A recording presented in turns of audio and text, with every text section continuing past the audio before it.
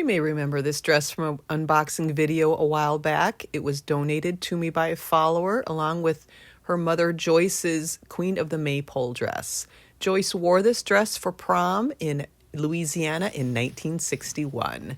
It's what's known as a cupcake dress with all those rows and rows of lace, which I think is just adorable. And also adorable are those little flower accents.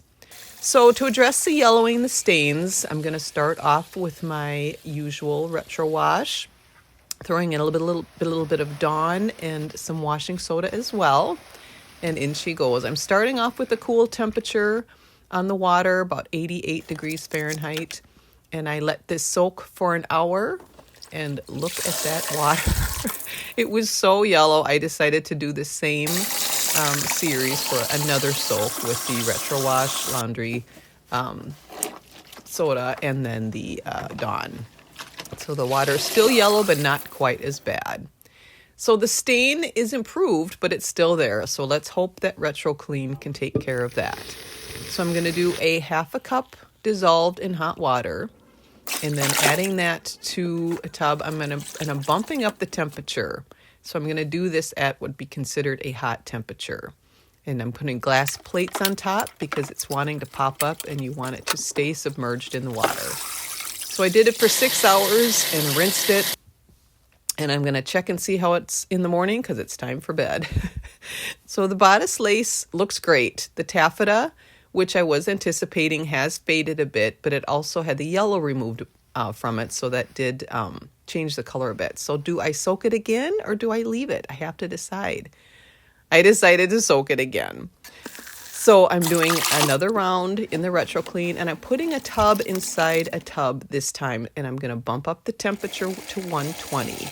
And then I'm adding hot water to the outer so that I can keep it warm for the hour and a half that it was in there. And then I'm hanging it till it's no longer dripping. And I'm putting it out in the sun. We finally had a sunny day here. And I'm putting a pillowcase on the bodice so that the taffeta is not going to be in the direct sun.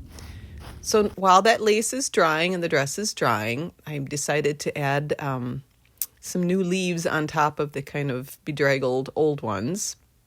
So I put a little bit of glue on the back and just spruce those up. The next thing I have to address is the lace on the bodice when it dried, it was dried in the down position instead of kind of perky and up. So this is a stiff and quick product that I've never used before. And wow, I was really happy with how that turned out. And it's removable, by the way. Once the dress is washed, that will wash away. Pressing with a eco-friendly starch on the taffeta.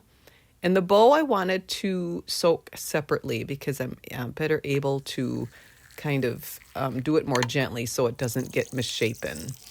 So I'm doing this in a glass cake pan and just carefully setting in there and kind of shaping it to be the correct shape as it's soaking. And I decided to keep it warm with an electric food warming mat. Sometimes you'll see these at buffets.